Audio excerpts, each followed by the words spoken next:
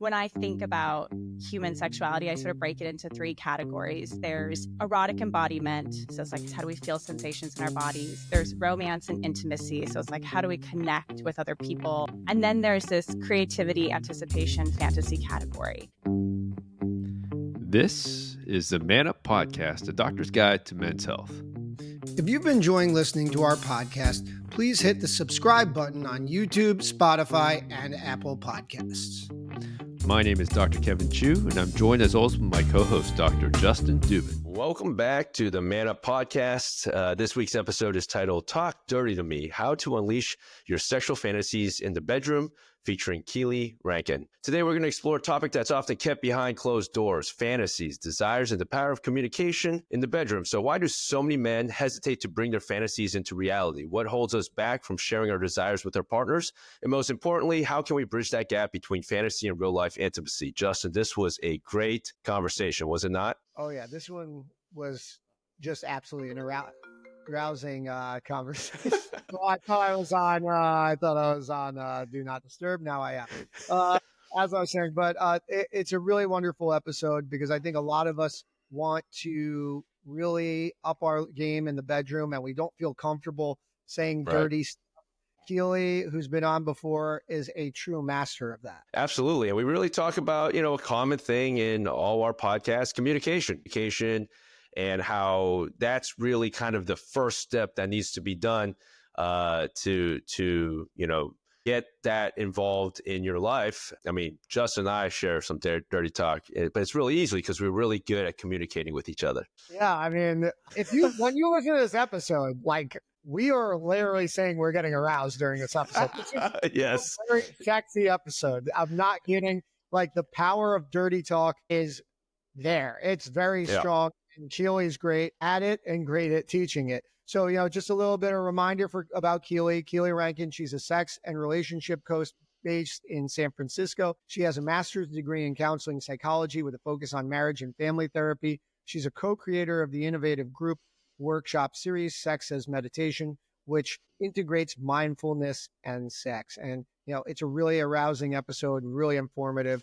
I say we get right into it. What do you think, Kev? That is. So one thing though, is there a course? Is there a promo code? I believe Man Up. I think she has another course. If you go to her course, look, Man Up, MANUP, you should be able to get a discount code. Go to her courses. They're wonderful. And you're going to get a good taste of it today. All right. We're joined once again with Keeley Rankin. Keeley, we had such a great time with you the first time. We wanted you to come back and talk some more. Today, we're really going to be talking a lot about sexual fantasies in the bedroom. And we really started. Yeah, exactly. Let's go. Let's go.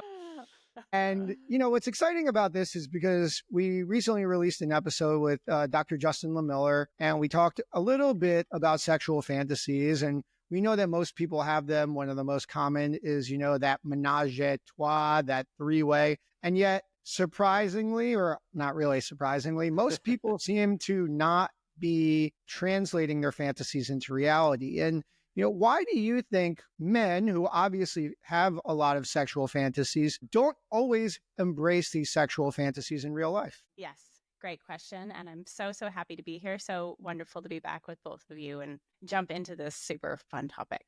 So I think I'll start with, there's so many things to say about fantasy. So cut me off at any point and redirect me. I get really, really excited to talk about fantasy because when I think about human sexuality, I sort of break it into three categories. There's erotic embodiment. So it's like, how are we in our bodies? How do we feel sensations in our bodies? There's romance and intimacy. So it's like, how do we connect with other people, our heart center? How do we do love? And then there's this creativity, anticipation, fantasy category. And I came up with the model because I was sitting in a class and we were talking about different things. People were talking about fantasies and I realized I had none. I mean, I did have them, but they weren't functioning in the way that was really helpful for me. I couldn't identify them. I definitely couldn't talk about them. So someone would be like, what's your fantasy in bed? And I would just like mumble out something that I'd heard had existed on porn somewhere. And so I think there's this pressure around fantasy that like we have to know our fantasies. And if people don't tell us our fantasies, there's also this idea that they're withholding information. I think what's more true is that some people haven't accessed that creative part of their brain yet for various, many different reasons. But in general, if we break fantasies into, I often talk about fantasies on like a straight line. And over here are things that you definitely want to do before you die. And over here are things that you are turned on by, but you're pretty sure you can die without ever doing them. And there's all this space in between. But I think oftentimes when people start to talk about fantasies, they're like, if I say it or if I acknowledge it to someone or we start to talk about it, it's going to mean I have to do it. So you're in a monogamous relationship and you go to your sweetie, hey, honey, I've been like thinking about us getting down with another person, but you're both very monogamous. There's just no really, I think a lot of people don't know that there's room to talk about that because they feel like if I bring it, we've got to do it.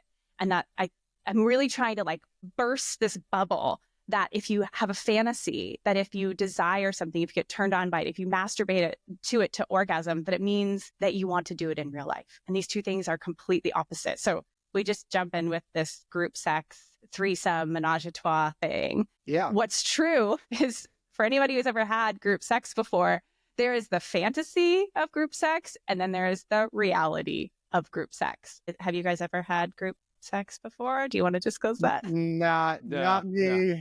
Okay. Me personally, no. Okay, No, so I have what not. happens in the fantasy is like, oh my God, it's going to be amazing and this is going to happen. And let's just say most men fantasize about being It with looks two amazing. women. You know? Right. Sounds awesome.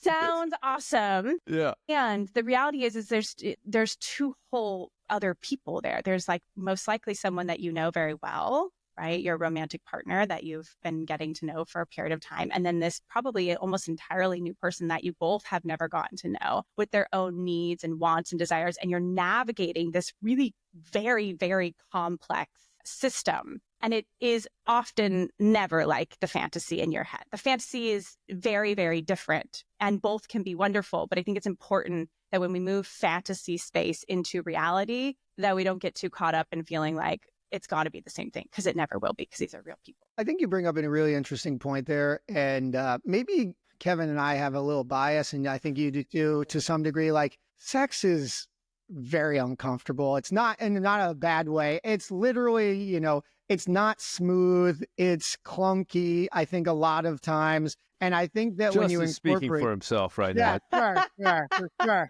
There's always awkwardness in just being sexual, I think. And I think that part for a lot of people is fun as long as you embrace it.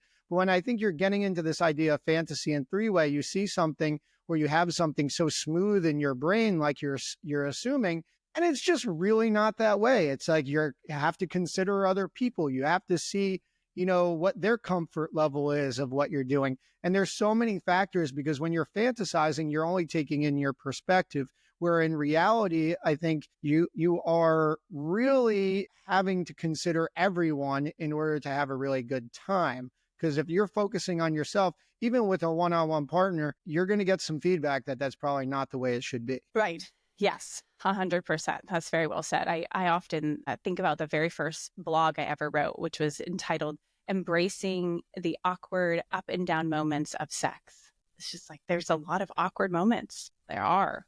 They definitely happen in the realm I of feel fantasy. like guys just try to dismiss all those too. It's like the awkward moment's gone. I'm smooth as shit, dude. I'm great. I was going to think that way.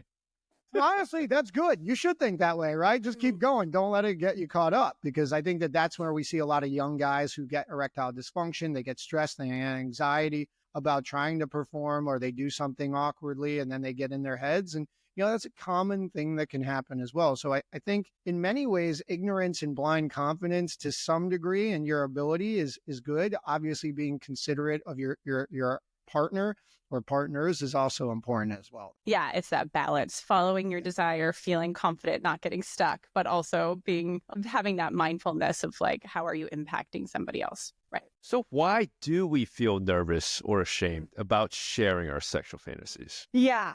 When I think of the three pieces that I broke down before and this anticipation, creativity, fantasy category, it's coming actually from our brains. So our brain is creating the fantasy. And on some level, I think to truly let someone know what's happening inside of our brain, what we're imagining, what we're thinking about, what turns us on, what gets us off, there is an incredible vulnerability there. And when we really get into the space of exploring fantasy, and I often say to my clients, like, we're not done until we get somewhere that scares you a little bit, where you're like, oh shit, I didn't know that turned me on.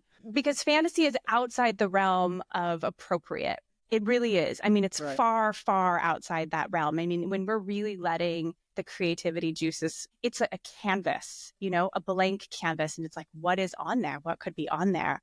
And that, I think, scares us inherently, the unknown, just as individuals. And then to imagine sharing that with another person requires a lot of trust. So when I talk with clients about how do we bring fantasy into a relationship, I often say, like, we don't share our deepest, darkest fantasy right away. Like, you got to check in with someone and you got to build the trust to see, can they hold space for me? What happens over time? Because if you just launch in with your deepest, darkest, scariest one, if you're having sex with someone who's really open and really well educated and non-judgmental, that could go well. My experience, though, oftentimes is it does not. And it can create this space where and that's the other fear, is that if someone knew my fantasy, then their outlook would change on me. If someone knew what I most deeply desired or what excited me the most, then they won't think of me the same. It could change our relationship for forever. And it can sometimes. It's not untrue. I think that's interesting. And it's very, very true, right? Because we're, especially as men, we are already very sensitive to talking about our problems and our desires and what we like. We're not great communicators in general. So communicating in the bedroom for guys who already, we know there's an orgasm gap. We know guys are not doing what they want to do or what they should be doing to their partners to provide them pleasure, if we're not doing that successfully, I think there's an unfortunate communication issue, especially when it comes to this, if we're not being able to achieve the things that we want to in a normal situation. Right. And the communication issue, I think, too, leads to the conversation of, like, how do you actually speak in a sexy way to fantasy? Because a huge component of most fantasy is talking about the fantasy, sharing the fantasy, naming the fantasy, using the fantasy during actual sexual play as sort of like a way to increase excitement. So telling a story about what you imagine doing with that person or taking you somewhere on a journey, all of these things are fantasy. But because a lot of people are fearful to use that type of language, because we're not walking around using sexy words all the time, especially at work, it's not an appropriate place. Sometimes just getting that out of your mouth is really, really difficult. And the first place I normally start with clients around that talking piece is actually having people make a big list of words and then practicing making sexy sentences with them. Like, take it and try and make a sexy sentence and see, like, what's it like? Can we just get your mouth used to saying sexy things? It's just funny because I don't think I could, like, hearing me, like, I don't want to ever hear Kevin say something sexy. It sounds horrible to me. I'm sure he doesn't want to hear me say something sexy. But obviously not catering to each other. Yeah, but when you would probably be happy to know that he could say something sexy to his partner and feel Kevin embodied. Has a sexy voice. Yeah. Kevin has a Thank deep, you, Justin. Thank you. smooth voice. Look at that. That was good. Yeah. So, I mean, you start talking about ways for us to be communicative, starting to open up that conversation of engaging in our fantasies. Now, what do you think, though, is the best way to really approach your partner about participating in your sexual fantasy? Yeah. So this is a sort of a complex piece. I think what I want to say about this, number one, is my biggest pet peeve, which is when people come in and they're like, tell me your fantasy. Like, you're in bed, you're making out, you're just getting to know each other, maybe couple rendezvous in, and someone's like, tell me your fantasies. And what bugs me about that is that when you ask that question, you're actually putting this all on your partner. You're asking of them to come forward without revealing anything about yourself. Yes. And you're also putting them on the spot. And because it's happened to me so many times and it made me feel so uncomfortable, it's like a particular place where I'm like, hey, let's talk about how we bring this up. So normally I recommend that we do it actually outside of the bedroom. And we say something like, hey, I want to have a conversation about sex. It's no big deal. It's nothing super serious, but like, I just want to talk about it. When you're ready, let me know. Then your partner comes and says, I'm ready. Let's talk about it now. Oh my gosh, what is it? And you say, well, I just want to talk about fantasies and I wanted to share with you a couple of mine. And when you're ready, I'd love to know what yours are. So you share some of your more top level ones, not the deepest dive ones. You can ask your partner like, oh, how was that to hear? Does anything about that sound interesting or exciting or sexy? Does any part of that scare you? And when I'm working with couples and we start to open up fantasy, I normally say, like, the most important thing is that when your partner shares your fantasy, you say, thank you for telling me. And you can say, it must have been really hard for you to tell me that.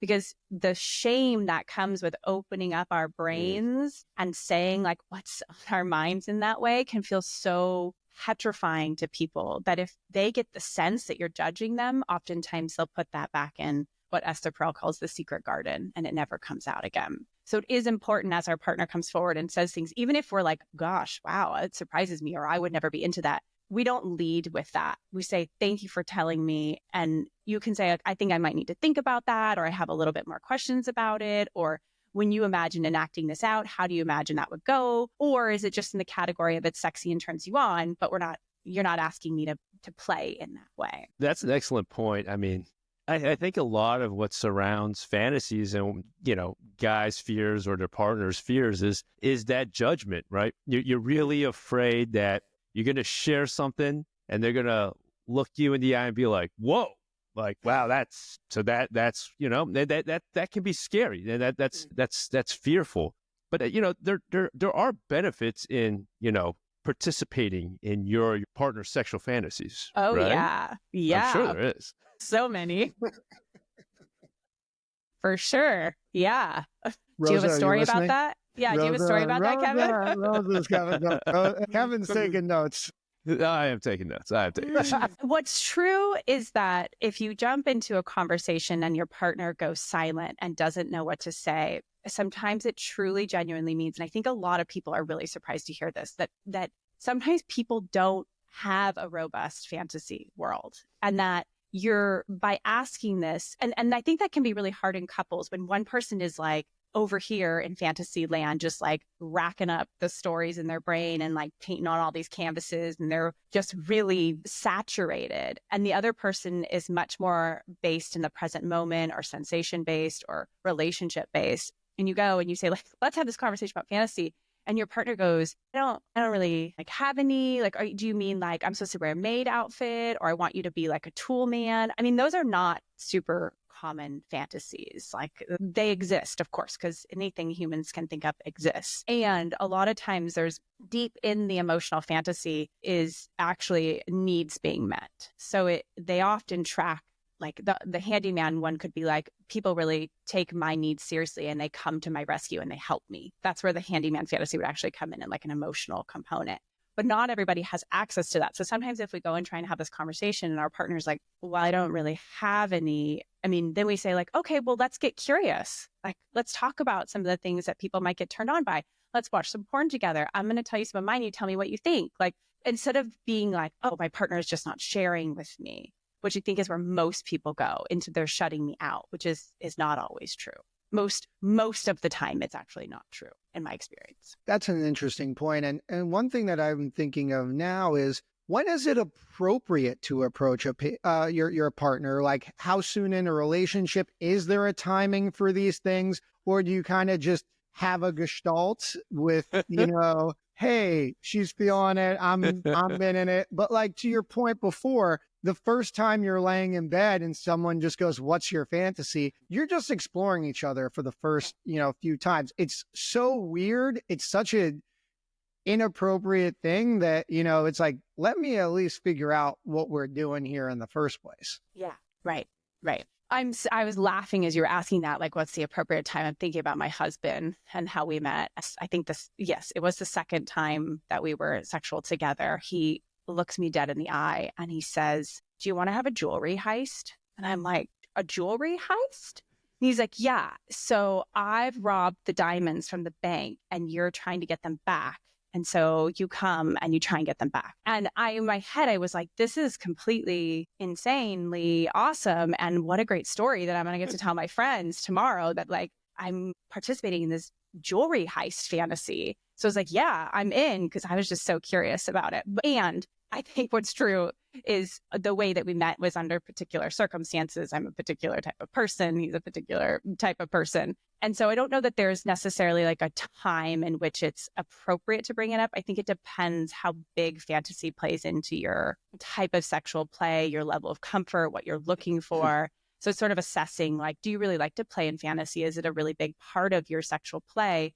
probably by the end of the first month that you guys are having sex, it would be important to bring up some fantasy just to check in where someone is. Because if you're over here like, let's go to the sex dungeon, let's play in all these kinky ways, and your partner is like, I just really want to have sex, like my fantasy is having sex on a beach with someone feeding me grapes, those two might not be linked up. And it might be that you're ultimately not a great fit sexually, which can be a problem in a long-term relationship. I think you just inspired a whole bunch of listeners to do a To jewelry check night in the bedroom. It was great. It was really funny. That's smooth as shit. Man, Super smooth. Super smooth. Can't say I thought of that one. I can't say I thought of that one. I was also like, this is very impressive. I'm very impressed with this right now. Let's talk about dirty talk. Couples have fantasies around, or that's a driving force behind fantasies. So what is the psychology behind dirty talk, and why does it turn people on? Does it turn you on, Kevin? Yes, it does. Is there any particular word? Not that I can think off the top of my head. Okay. Do you like to more hear it, or you like to speak? A little bit of both. Depends on kind of the moment. What's it inviting? See, I actually like to read it. But we'll get into that. Like read like sexy stories? But that's besides the point. Oh, you like to sext people. Like read. Damn, we should remove this. But whoa. No, like reading sexy words, dirty talk Yeah. is hotter to me than actually hearing it. That's what I'm saying. Interesting. Oh, okay. Yeah. Right. So words are all of our communication style in humans is around a lot of language, right? There is the nonverbal space, but there's something that can be communicated so directly. And I think the important thing with dirty talk when we look at it is not just the words you're saying it, it's the tone. Remember, Kevin, earlier when Justin said you had a nice voice and you came in with that tone, like you had it nailed. You slow down your cadence, you slightly lower the tone of your voice. And so in some regard, you could say pretty much anything in that space and it would feel sexy. So there's a type of communication and a type of exchange that begins to happen when we use dirty talk. And I just don't know that there's any other way to communicate as directly as speaking about sexual fantasies, about things you want to do to someone, something you want them to do to you, and especially starting to play in that kink role of like, good girl, good boy, those places of like really taking it like into the edgy space. It's impossible to do without the communication of language. So sexy. It is. Well, so much gets communicated when we use our words, right? Like there's a way we can say it that can feel really confident or not. And those are pieces that I think often hold many folks back from saying anything because they're like, I'm going to sound dumb when I say this. Which is why I normally pull it way out of the sexual experience. We practice tons of different things. And I'll talk about this a little bit more at the end, but I just released a new course called Keeley Sex Class. And there's a whole chapter on fantasy that walks you through exactly how to bring fantasy into your relationship, whether you're single or partnered. It's going to walk you through like, how do you get comfortable with being able to speak about fantasy, being able to talk in these ways that are fun and exciting and sexy, and all of the different pieces that you need. Yeah, I mean, that was kind of the next question. Like, do you have any tips to just getting started? A couple, I know, obviously don't reveal it all, but do you have some simple tips or tricks? You kind of alluded, Kevin, going a little bit deeper, sounding a little bit sexier. I can't do it like Kevin does. Do you have any tips for Justin? We can sound later. We can work together on that. I think it's in there. I think one of the things that holds people back so much is just the initial discomfort, right? Like just taking those first steps. And so trying it out. And if you are partnered, it's bringing this episode to your partner and say like, let's talk about this stuff and see like what we can come up with to just get more comfortable saying things. I think a lot of times people go into the jokey space because it's really easy to go there, but ultimately it's not super sexy to be really jokey in bed. I mean, there's a time and a place and there's an appropriateness on some level, but most of the time it's not, right? We need to bring that serious component of ourselves into these spaces, but because it's so uncomfortable and so few of us ever use words like this, it's gonna be awkward in the beginning. And so one of my favorite exercises, like I had spoken about before, is to write a big list of sexy words. Anything that's naughty, dirty, playful, sexy, fun, just sexy words. And you can start this by yourself and just have the list, and every day pick 5 words and make a sexy sentence to yourself. the more you practice it, the repetition, the experience of getting these words out, the easier it becomes by far. Much, much, much easier. Like you'll find, I have a lot of clients who say like, yeah, I don't know. It just like came out of my mouth. Like I just said it because like I was looking at her juicy ass and I was so turned on. It was so wet and I could hear all the sounds and the smells. And I just said like, oh my gosh, your ass is so fucking hot. I can't wait to just get deep inside of you. Right. And it kind of just starts to come out as you start to see these things. It's like, oh, and that's where the importance of actually being able to use words becomes like this connector, because now the woman that you're about to penetrate is like, oh, that's what you're seeing. You know, I mean, there's the connection opens up, and that truly is what happens with fantasy. The connection deepens so much with many people. That rocked. That was cool. That was awesome. And I'm also looking at Justin's face. You see me and Kevin's like faces lighting up when she's describing this. Once again, Keeley, you rock this. That's why I'm really having you come on. Thanks, that was guys. Awesome. That was awesome. And also, Justin, I was thinking like, is he thinking of the 5-word list that he's? Yeah, I know. We should just make a list here and we can all go through it, practice it. And I will say, if you do this with a partner, one of the things I normally see is like one person sometimes gets it faster or can do it slightly easier. And the other person is really struggling. Like it's hard for them to get a grasp on this, or it's hard for them to take it serious, or they don't start with the lower tones and the slower cadence. Like they're just not connecting with it being sexy. And there can be this thing with couples where it's like, well, you're not doing it right. Well, Keeley said to do it this way. Well, I feel like you're not bringing sexy into it. And I think what's really, really important with fantasy is that we're all starting from where we're starting from, and we can't jump ahead. If this is a completely new and very scary space for you to start, and just saying the word pussy or boob or cock is scary, it's going to be really difficult to get a sexy sentence out. And so it's like, okay, my partner's starting in a place where this is really uncomfortable for them.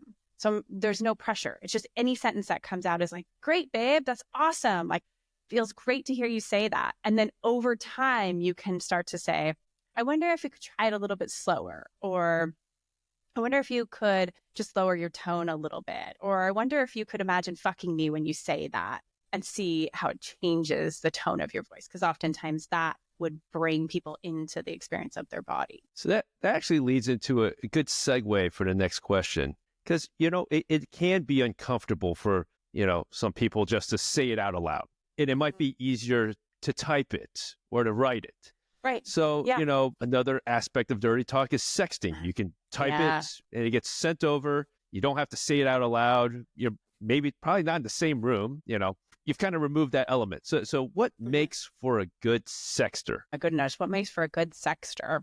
I know, Justin, you're the sexting expert, right? That's true. Justin did bring that up. So I'll tell you why I like it, because I don't really, I'm very conscious of my voice. Even though I have a podcast, I don't find my voice sometimes that sexy to my head.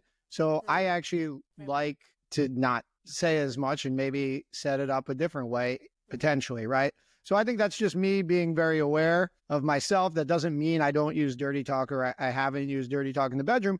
But I do find that aspect a little bit more freeing, and it also is a little bit more playful, because sometimes you may not be with that person and it kind of builds to you meeting them or seeing them for, you know, whatever, you're going to dinner, you're going out, whatever it may be. Yeah, so I 100% agree. And the amazing thing about texting is it is this great form of foreplay, right? And we can get across information, but we have time to think about it. Part of the pressure of being in person with someone is like, I've got to make this up right now. Versus if I'm texting, I could have been sitting on thinking about my partner's thighs for 30 minutes before I figure out like, oh, I should probably tell them that I'm imagining running my hands all over their thighs. And so there's so much more time in texting. And then you're also getting feedback often, either a heart or a thumbs up or words back, where you don't always get that in the moment. Sometimes you say something and your partner doesn't know what to say or doesn't say anything back.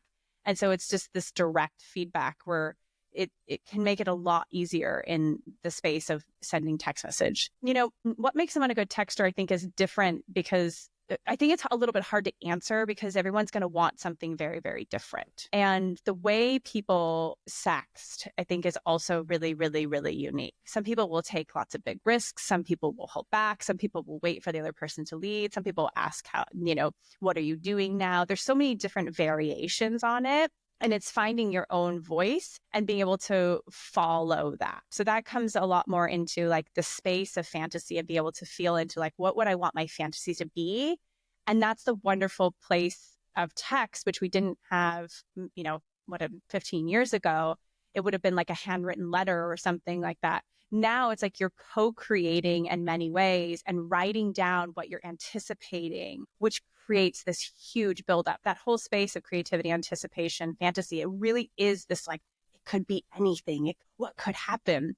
And then you're reading your partner messaging you. You're at the bar with your girlfriends and your partner is sending you all these things about all their things, that, what they want to do to you when they see you next. And you're having these simultaneous experiences where like a great time with your girls, but also like getting wet because your partner's telling you all these fun, sexy things. And it opens up so much more space. So I think texting is incredibly important, sometimes underrated when we look at these different spaces, but it can set up this space to explore that anticipation of what we want to do. And it's also important to remember that's just fantasy too. So sometimes Kevin, there's why are you cheesing over there? I'm not cheesing. Why are you cheesing? Justin, you're cheesing over there. Because I'm thinking this is man. I'm like, you're like, all the opportunities for everything's going to happen. I was like, it's going to be the same thing every time. I'm just kidding. It's a joke, but it's still funny. Come on. No, it's fun. It's fun. It's very enjoyable. It's very arousing, but no, it's great. This is a very good conversation, a very enjoyable conversation. I'm just making fun of myself a little bit there. Sorry. Yeah. I mean, I think it's like there's so much that gets revealed in fantasy, right? Do people say the same thing over and over again? Do they let themselves step into their comfort zone? And I think that's the really big part that I often say with people when we start to turn and look at fantasy, because oftentimes people don't show up and go like, I have no fantasy world. Many times they show up and they're like, I just don't feel connected to my sexuality, or I can't find arousal. And that's where at some point we go, I jump in, I say like, tell me what's happening in our heads. What's happening when you imagine sexy things? How far does it go? How connected do you feel to it? And it's true. I think when we're fed, there's the component of porn, but there's also just this access to always being entertained. We don't have as much of the creative play anymore. It is a lost art. It is something, it's a skill that we can lose. And it's being able to cultivate that and have the courage to cultivate it, I think, as well, to be able to feel into like, okay, this thing really turns me on and I'm going to own that and eventually, hopefully share it with someone. And that's safe to share it with. All right, Keeley, let's move on to role play. So role play. Some real jewelry heist going on. So, there we go.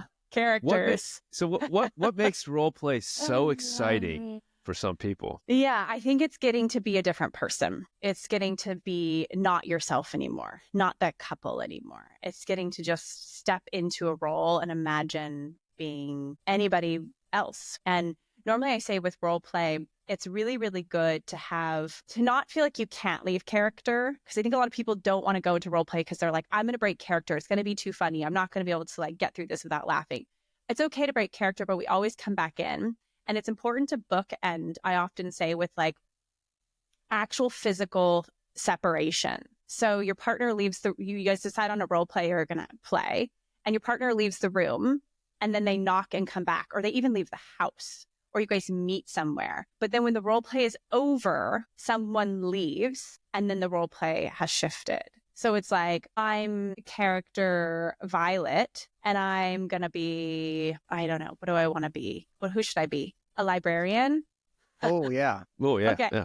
Okay, I'm a librarian, right? So I leave the bedroom, should say we're playing in the bedroom, and then I come back into the bedroom. I'm Violet, I'm here, I have my whole backstory. It could be predetermined or not, make it up in the moment, and then we follow that. And then when things are done, it's not like I just change back into Keeley while I'm in the bedroom. I would actually get up, or my partner would get up, or whoever I'm with would get up and leave, and then comes back in and the full change happens. Because I think what happens for a lot of people is it's just hard to make those transitions and to stay in them. But giving yourself permission, if you need to laugh, if you need to joke, if you need to check in, that's fine. but trying to hold yourselves in that space, I have found for most couples is the most helpful. That makes sense. It's like a physical start and a physical end, right? Because Right. you're literally moving both your mind and your body into Right. another place. So it really makes sense. And it does, not to be bringing the librarian thing full circle, it bookends the experience. I like it. Yeah, I'm smart sometimes. Sometimes I'm smart. Jesus. But That's great. I do want to talk about, if you're trying to ease someone into role play, we talked about fantasy role play, but sometimes you don't want to necessarily go into your deeper fantasies. Are there most role play, I'm assuming we can find one that is a middle ground, but are there some common role play scenarios that you recommend people or couples interested in doing role play starting, or do you really depend on their own fantasies here? Yeah, I don't know that the way that I work is not in a like, you should try this, Right. you should try my creativity sort of space. It's oftentimes, oh, that sounds like something that could be really fun to play out. Have you guys ever thought of trying that? And then I'll be like, what would your character name be? What would your backstory be? What would you imagine could happen in that? So it's more an exploration of each individual person's creative spaces. I would say more, role play is a really interesting one because, again, it takes you away from your actual experience and into getting to play another person, right? You could be really mean. You could speak a different language. I mean, there's like so many different components to it that offer the space of creativity. It's a wonderful, often very underutilized part of a couple in fantasy. I don't know, Kev, it sounds to me it's like pretty fun to just talk about that with your partner, right? Like you just said, you can make up this situation, and that in itself sounds like a little bit of a foreplay, fun activity on its own for a lot of people. Yes, absolutely. Yeah. All of it, the whole space of anything with fantasy, I think, is a foreplay. It's a getting to know someone, it's a vulnerability, and it's just really sexy. It's like, where are we going to go? Where's this going to take us? I completely agree. But, it's just that getting those steps, like getting your partner to that place where, that is a possibility. So are there specific steps that you can really take to get your partner into role play? I don't know. I don't have like a manipulation strategy. Sorry, that's what I hit it. Again, I'll come back to the piece of, there has to be a baseline safety in the people being able to share in these spaces. So if for some reason let's just say you suggest a particular type of role play and your partner is like, I don't want to do that. Like that feels gross or yucky or something.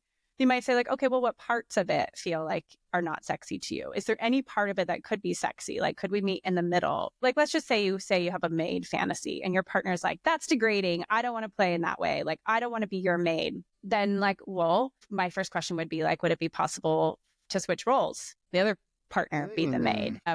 Also, it's like what's underneath the idea of the maid, like trying to get at like the core of what's happening and then see if there's other scenarios that could fit into it just in your thinking. No, I like that. I like the untraditional role play there, or I do like that. I think that's very interesting, and that can make it, something that maybe was a little bit taboo or uncomfortable, bringing in that maybe levity and the humor and the comedy can sometimes in that situation actually maybe make it a little bit more sexy and a little bit more approachable. So I thought that was a really interesting, fun twist on it. And I think that really can maybe break down a little bit of that discomfort barrier. Once again, I agree there's a time and place for humor or laughing, and you want it to be sexy. But in that situation, maybe bringing that in really does work. I found that a really interesting twist on. Right.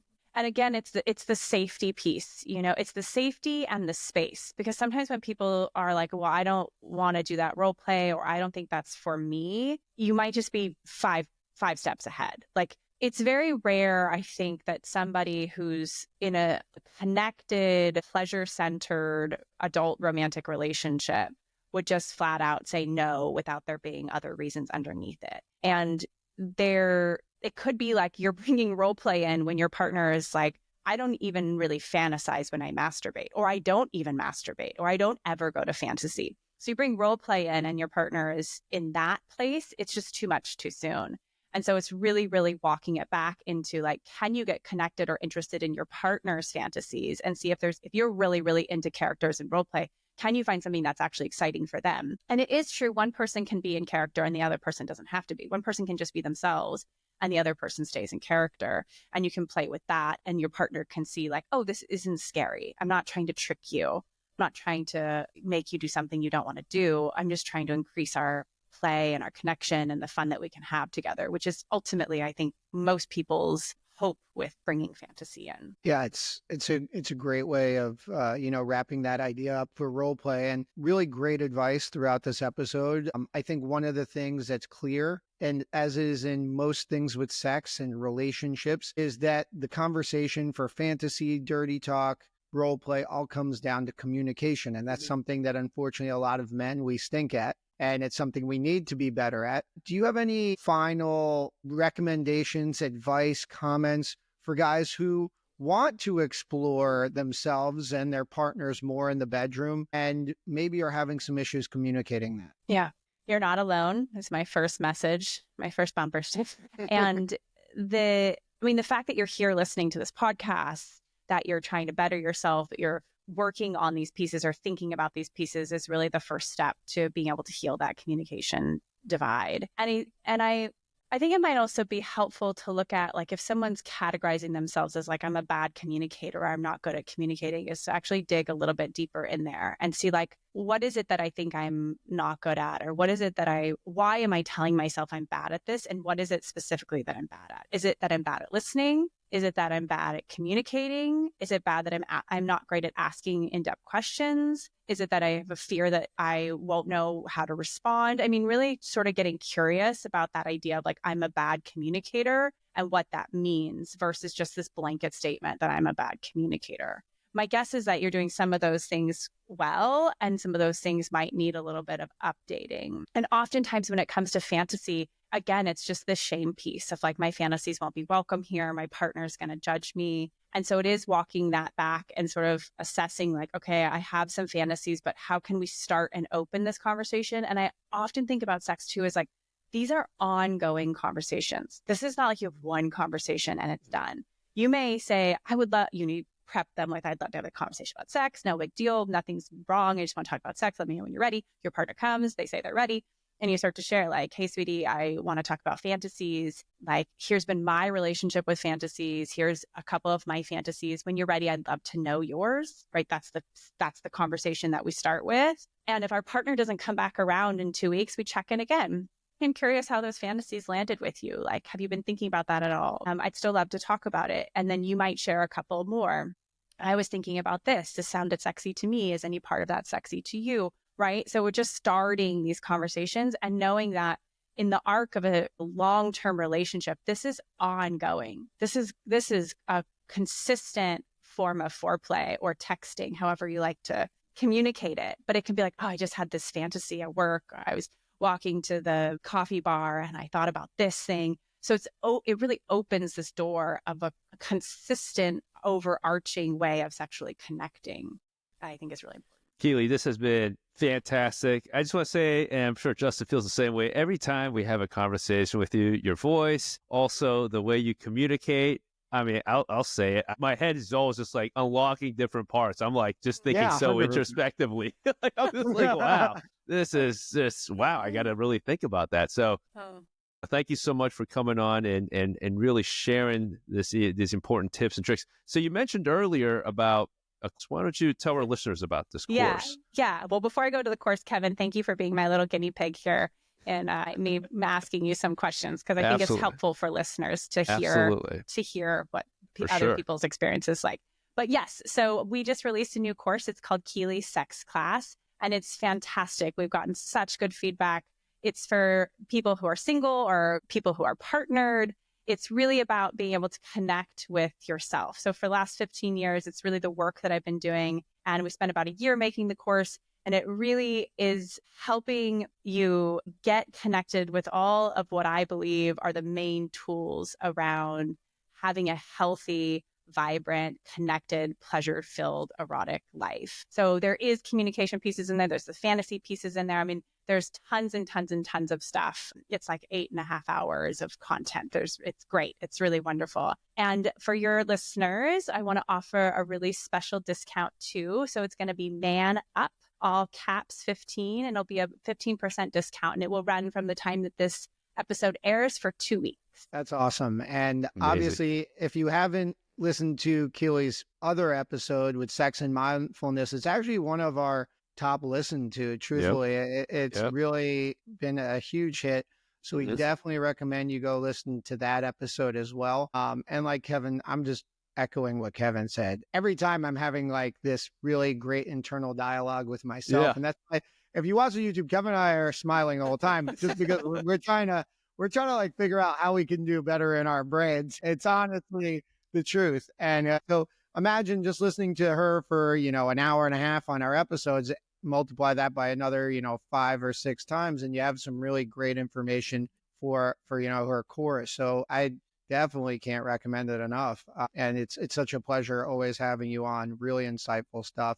Where can also our listeners find you in addition to the course? Yeah, so you can find me on my website, which is KeeleyRankin.com, KeeleyRankin. And the social place is on Instagram. And that's Keeley Rankin Intimacy Coach. Great. And we'll have the link to the course put on I think on Spotify, iTunes, YouTube. We'll have it everywhere on our socials as well. So you can always click through that as well on this episode for sure. Wonderful. Thank you so much, guys, for having me on. It's such a pleasure. Thanks again, Keeley, for Kevin and I. Thanks for listening, everyone. Until next time, have a good one.